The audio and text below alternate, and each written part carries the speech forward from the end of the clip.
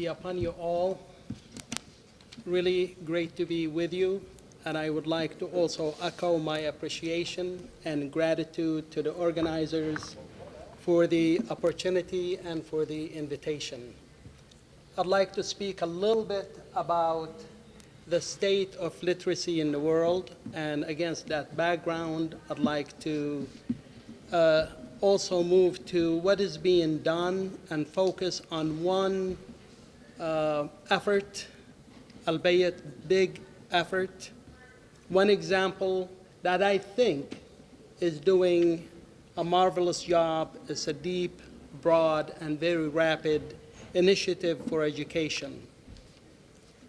Kofi Annan said, literacy is a bridge from misery to hope. You can look at the word misery and unpack it, and you can see all of its ugly manifestations or ugly manifestations. And you can also look at the word hope and look at its myriad possibilities that it possesses. That bridge from misery to hope, there are many people around the globe who need to cross it. About 128, according to the UN numbers, 128 million children are denied the access, the opportunity to education. 70 million of those are girls, females. Somebody said, if you teach a boy, you teach an individual. You teach a woman, a girl, you teach a community. And that's where Malala's activism really is phenomenal when looked at and considered against these numbers of children who do not have access to the ability to read and write. For adults, about 800 million adults around the world are illiterate. So if you put it all together, it's almost 1 billion, which is about 1/7 of the population of the earth that is illiterate. And we want to educate for peace. We want to go beyond literacy so that the person can internalize all the good things that my colleague said about peace and sustaining peace. According to the UN, it'll take $5 billion a year for several years to achieve universal literacy. If you look at that number, and I read in one of the publications of the UN, and they used this not to be political, but just to put that $5 billion a year in perspective. In 2008, the war on terror during George W. Bush presidency, his war, the budget for that year was $189 billion. And according to the report I read, that is 37 years of funding for universal literacy. If we could only spend a fraction of money that is put on waging war to waging peace, what a great world it would be. We would have the hope that my colleague mentioned. In 2006, the UN also published, and I think this is a call for humanity to think about what our priorities are. On makeup, $18 billion were spent on makeup products in 2006, probably went up in 2014. For pet food, $17 billion, and perfume, $15 billion, and ice cream for just Europe, the consumption was $11 billion. $5 billion a year for education, and I leave that up to you to reflect on what our priorities are when we think about waging peace instead of war and educating for peace. We need resources, and it is everybody's responsibility. It's not just the UN. The UN is all of us. Each one is responsible.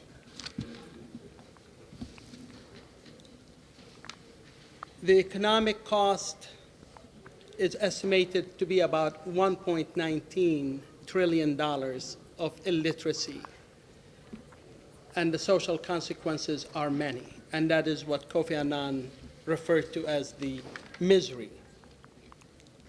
There's a lot that have been done, is being done, and hopefully will be done about literacy. The efforts are moving on. We need to confront illiteracy, and it is being confronted.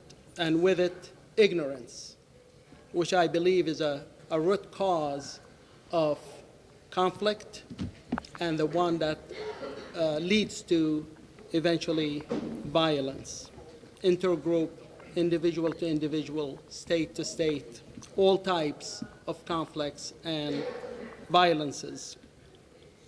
In 2008, a student came to our department from Turkey and was telling me about the Hizmet movement, which I have never heard anything about before then.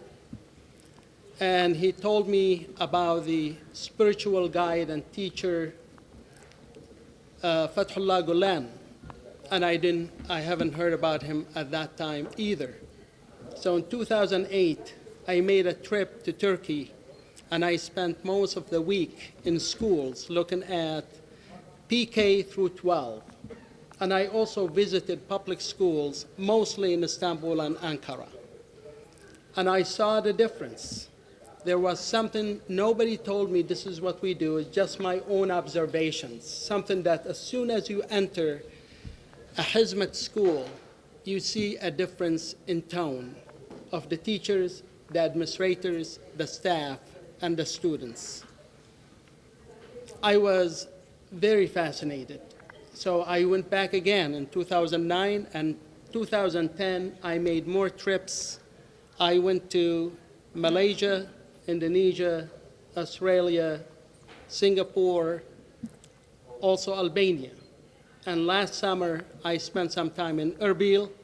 My friends want me back. I don't know if I dare go at this time.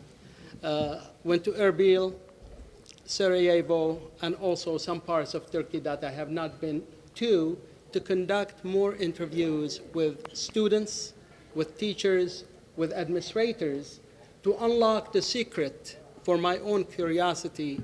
What is it that made this movement, which I later read more about, have 2,000, approximately 2,000, and the number may have gone up by now, 2,000 schools in more than 160 countries. It's deep, it's broad, and it's very rapid. I was left with the question, what explains the rapidity and the breadth and the depth of the spread of these schools? And they are mostly in areas where there is social conflict, poverty stricken, and in some areas also drug infested. These schools are making a difference in the lives of the students, and in turn in the lives of the families that they belong to, and in the communities that they live. My interviews, and I'm going to read some excerpts from 3 interviews, one in Sarajevo. This was with Eko. Eko is a high school student who is a genius in physics. He did not find the nurturance for his love for physics in the school he was at, so he went to the international school, which is a Hizmet school in Sarajevo. And there, he went to his room. It's a boarding school. And he said, I'm just here to study. I don't want to interact with anybody. But soon, this is the day he moved into the dorm, 2 roommates came in. We are your roommates. And they happened to be Bosniaks, and Eko is a Serbian Christian. He was afraid how he would be perceived, how he would be treated by the 2 roommates. He was right away, they said, come and have tea with us. And afterwards, they played basketball. They became instantaneous friends, instant friends. And later on, as their friendship developed, they invited each other to each other's homes. Echo said something. He said, my dad fought their parents, my friend's parents. I wonder if my dad killed one of their parents. He's left with that. He said, I feel very guilty. But now his attitude has changed, and so had the attitude of his roommates. That is in Sarajevo. In Erbil, I talked with a young lady who went to the high school there, the Hizmet school, and now is second year at Ishak University in Erbil, and is an RA. She is the resident assistant, but that means nurturer. It could be a tutor, the confidant, the counselor.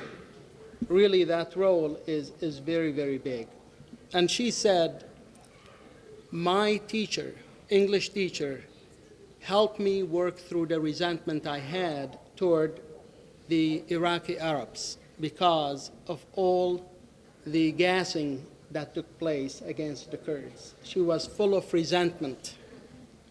But her teacher, who said to her, is this resentment killing you, or is it killing those people whom you resent? She said, I thought about that, and her teacher helped her work through all the anger, all the issues that were pent up inside. Naseem is the third one. In Lahore, Pakistan, where I went and gave a presentation 2 years ago, and he said, what I learned from my teachers is that whatever they tell me, they do. They never tell me something that they do not model for me. In peace education, we need to model it. They need to see us, the students, the kids, they need to see it. Merely telling them is not going to do it. The actions, as was said earlier, speak much louder. Naseem said, what I learned is the day there was a huge flood in the Punjab province, and the teacher said, this is your chance to go and render service, which underpins the Hizmet movement, that ethic of service, to be a servant and of benefit to others. He said, I went with the teachers, we worked together, we did our relief work, and then when it was to come at night, said the teachers already had permission from our parents to stay if we needed to. So they stayed with the victims of the flood. He said, my teachers led by example. I see that my time is up, and I have about half the presentation uncovered. It was great to be speaking with you.